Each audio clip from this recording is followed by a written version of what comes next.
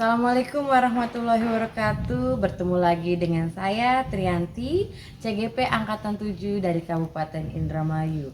Kali ini saya akan mewawancarai beberapa kepala sekolah mengenai pengambilan keputusan berbasis nilai-nilai kebajikan sebagai pemimpin. Berikut ini hasil wawancaranya.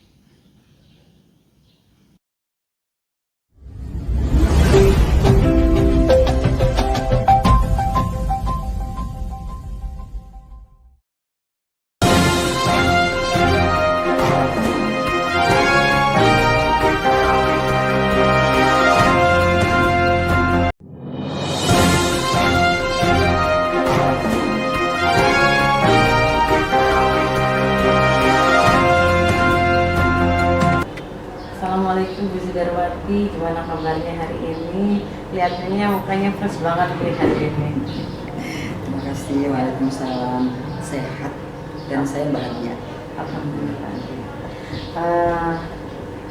Saya kesini kebetulan ada tugas untuk mewawancari beberapa kepala sekolah mengenai praktek pengambilan keputusan. Kemudian bolehkah saya mengajukan beberapa pertanyaan ke Ibu? Boleh. Ayo, sok apa saja.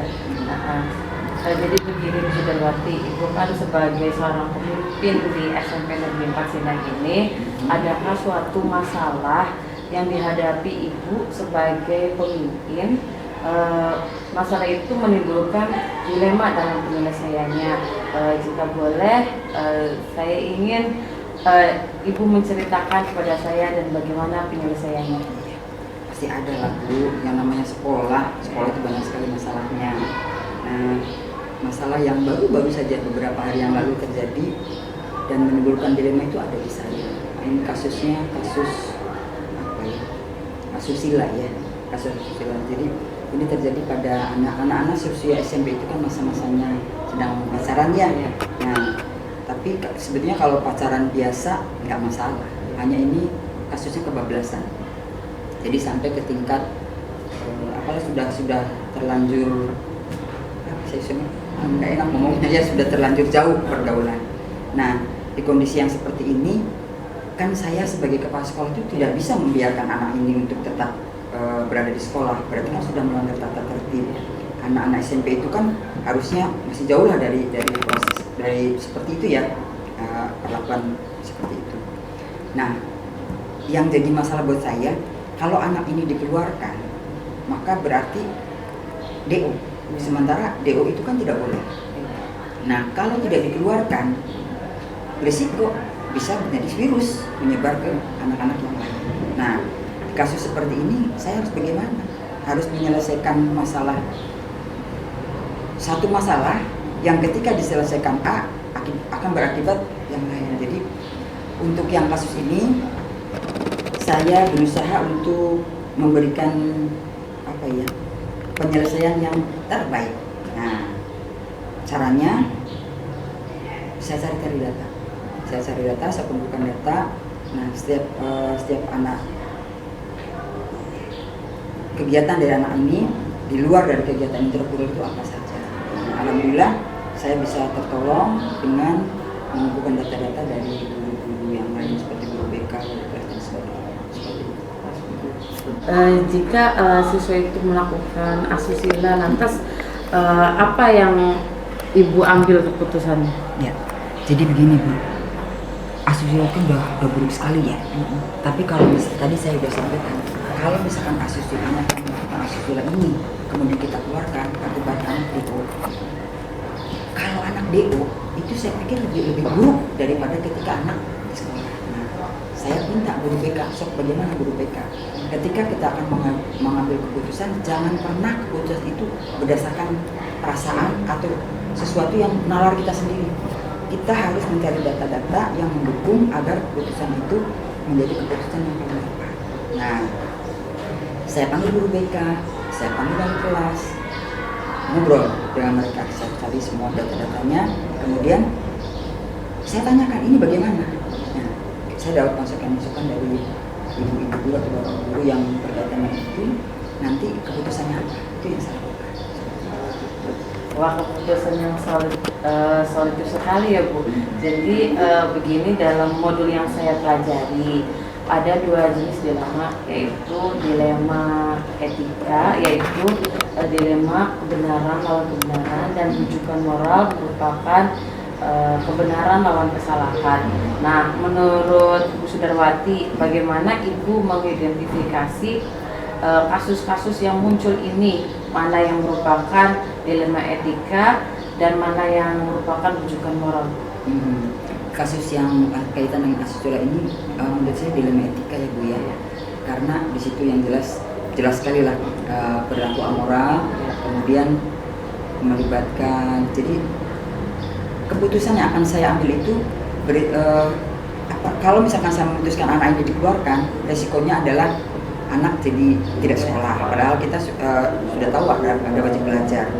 Kemudian kalau misalkan kita mengeluarkan, orang tua protes, kan begitu. Jadi ini gimana caranya supaya anak ini tidak dikeluarkan, tapi pemahaman orang tua juga kaitan dengan perilaku anak itu harus paham.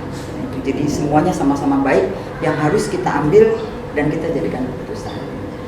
Berarti dalam seperti kasus dilema etika yang Ibu hadapi ini, tadi apakah anak itu mau lanjut atau dikeluarkan, ini namanya merupakan keputusan yang benar ya, dan tidak melawan hukum. Ya, saya pikir begitu. Kemudian berarti selama ini bagaimana Ibu menjalani pengambilan keputusan, terutama untuk kasus-kasus dilema kepentingan yang sama-sama benar atau sama-sama mengandung nilai kebajikan? Jadi sebenarnya sangat situasional ya, sangat situasional. Tergantung apa masalahnya. Ya, masalah dilema etika maupun dilema apa satu lagi, rujukan moral itu datang bisa setiap saat, kadang-kadang tidak terpikirkan sama sekali. Nah, tergantung situasinya bagaimana. Nah, setiap kali saya akan mengambil keputusan, saya berusaha untuk tidak mengambil keputusan sendiri. Saya akan minta pendapat dari para wakasek, pendapat dari guru, atau pendapat dari siapapun, sehingga ketika keputusan itu diambil, saya berharap itu adalah keputusan yang benar. Jadi tadi yang masalah yang Ibu sampaikan berarti nilai-nilainya tentang nilai-nilai masa depan untuk siswa tersebut ya Bu ya. Kemudian ada nilai-nilai apa ya? Mungkin ada nilai keadilan juga ya Bu ya, siswa tersebut, agar anak tersebut tetap ikut belajar. Nah, iya, betul. Program belajar.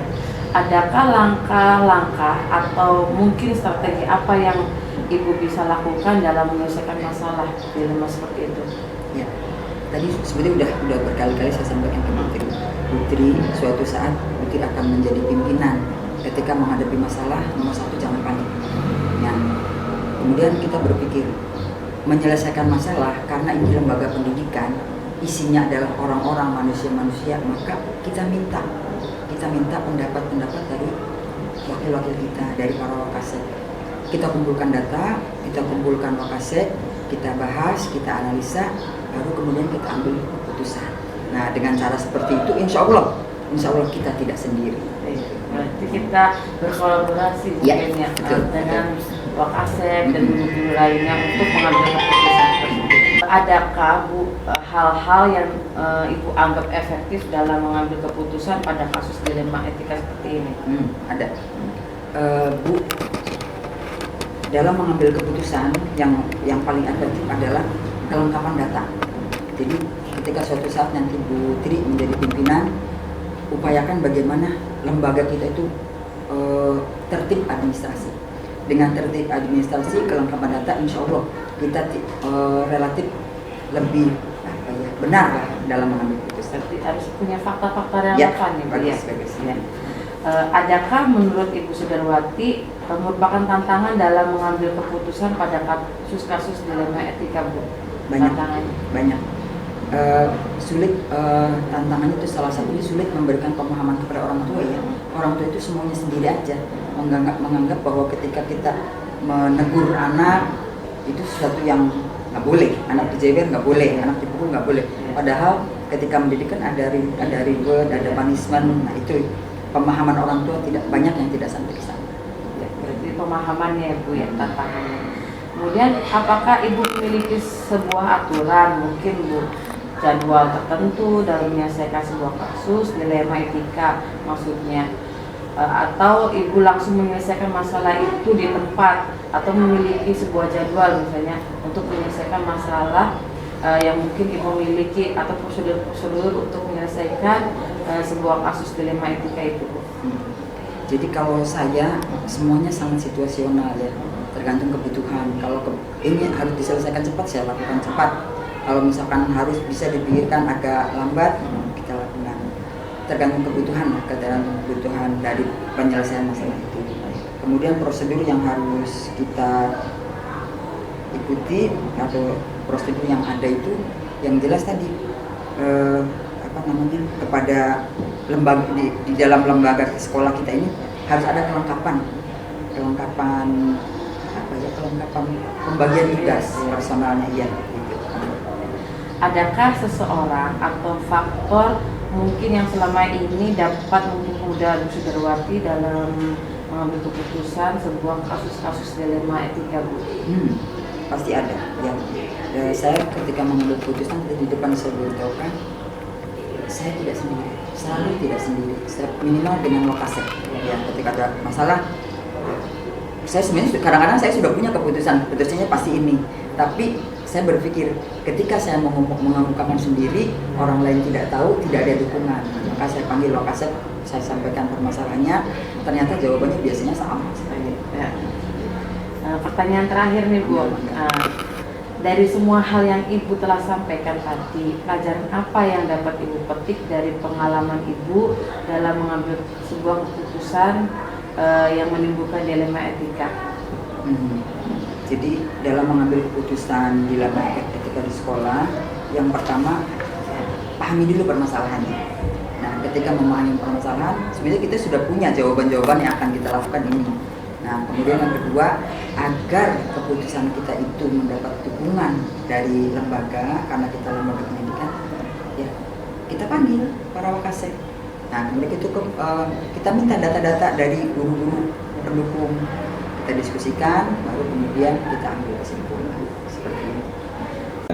Bu Sudarwati, terima kasih banyak atas waktunya dan kesediaannya dalam menjadi narasumber wawancara hari ini. Sebenarnya Ibu sibuk ya, tapi menyempatkan waktu untuk saya wawancara. Terima kasih kembali Putri, saya Putri semangat ya. Insya Allah Putri dengan menjadi calon guru penggerak itu akan banyak ilmu yang didapat, sehingga nanti Putri bisa membuat nilai yang lebih buat Putri. Ya, makasih. Ibu, kalau begitu saya mohon izin pamit dulu ya. Semoga urusan hari ini Ibu diberikan acara. Terima kasih. Ya.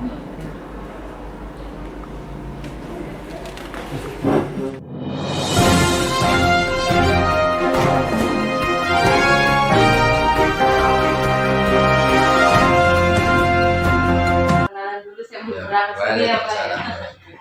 Iya, nama saya Tianti dari Guru SMP 4 Sindang. Kalau boleh tahu Bapak kepala sekolah SMP 3 ya, atas nama siapa ya Pak? Tariwan. Oh, Bapak Tariwan. Rupanya mukanya fresh sekali. Begitu. Iya benar. Punten, saya kesini mungkin mengganggu Bapak ya. Kebetulan saya kesini itu ada tugas dari CGP untuk mewawancarai beberapa kepala sekolah. Kemudian yang kedua ini dengan Bapak Tariwan ya. Boleh saya mengajukan beberapa pertanyaan ke Bapak? Boleh Pak. Jadi begini Pak, selama Bapak menjadi kepala SMP Negeri 4 Sindang, ya, adakah suatu masalah yang Bapak hadapi sebagai pemimpin, di mana masalah itu menimbulkan dilema dalam penyelesaiannya? Jika ada, boleh Bapak menceritakan kepada saya dan Ya, penyelesaiannya. Ini bukan sekolah itu termasuk banyak warga seperti siswa, terus termasuk guru, juga ada pembantu kepala sekolah, ada orang tua siswa. Jelas di situ ada permasalahan. Jadi ada permasalahan baik di siswa, di guru maupun di orang tua. Karena sekolah ada lembaga yang notabene adalah merekrut anak-anak, mendidik anak-anak, sehingga orang tua juga terlibat. Yang ditanyakan Ibu permasalahan apanya tuh? Spesifik aja satu permasalahan yang mungkin dilema buat Bapak. Ini kadang-kadang siswa itu, misalkan siswa itu ada wajib belajar. Iya. Ketika kita menangani siswa tidak sesuai dengan aturan sekolah, kadang-kadang kita juga ada kemauan anak ini supaya berubah mengikuti aturan sekolah. Tetapi suatu saat kita juga punya pemikiran kalau anak ini dikeluarkan juga wajib belajar, kalau dipertahankan anak ini tidak bisa mengikuti di sekolah kita. Seperti itu permasalahan. Makanya kita ambil kebijakan orang tua dipanggil supaya sama-sama orang tua itu memberitahu ke anaknya supaya ya rajin belajar. Seperti itu penanganannya. Jadi keputusan yang spesifiknya Bapak tetap sementara memberi peluang pembinaan dulu ke anak. Tetapi ketika anak itu dibina setelah beberapa pekan itu tidak ada perubahan, maka kita ambil aturan. Kan ada aturan tuh. Iya. Siswa yang tidak berangkat sekian bulan ya harus dikeluarkan. Jadi kebijakan itu nanti yang saya akan keluarkan. Mungkin gak dikeluarkan dipindahkan ke Pak. Ya boleh. Jadi begitu ya. Berarti keputusan Bapak ini sangat solutif sekali ya Pak ya. Jadi begini, dalam modul yang saya pelajari itu kan ada 2 jenis dilema ya Pak. Yang pertama itu dilema etika, di mana dilema etika itu kebenaran lawan kebenaran dan rujukan moral. Rujukan moral itu kebenaran lawan kesalahan. Nah, kalau menurut Bapak Tariwan, bagaimana Bapak mengidentifikasi kasus-kasus yang muncul ini berupa dilema etika yang mana atau rujukan moral yang mana, yang bagaimana? Kalau yang moral tuh yang baik dengan baik. Bukan. Rujukan moral itu kebenaran lawan kesalahan. Kalau dilema etika itu kebenaran lawan kebenaran. Kalau dilema etika kebenaran biasa yang kita tangani itu Bu. Jadi karena ini benar, kita ambil skala prioritas yang diutamakan untuk kemaslahatan bersama dulu, karena semuanya benar. Nah, maka yang dimunculkan yang untuk yang prioritas dulu. Untuk yang satu salah dan yang satu benar, dia etika. Ya jelas itu kalau yang salah ya harus kita putuskan salah. Kalau yang benar kita putuskan benar. Berarti tergantung apa prioritas mana yang diutamakan. Ya. Berarti kasus yang tadi Bapak hadapi itu termasuk dilema etika ya. Berarti antara mengeluarkan siswa tersebut atau mempertahankan siswa tersebut ya Pak ya. Iya.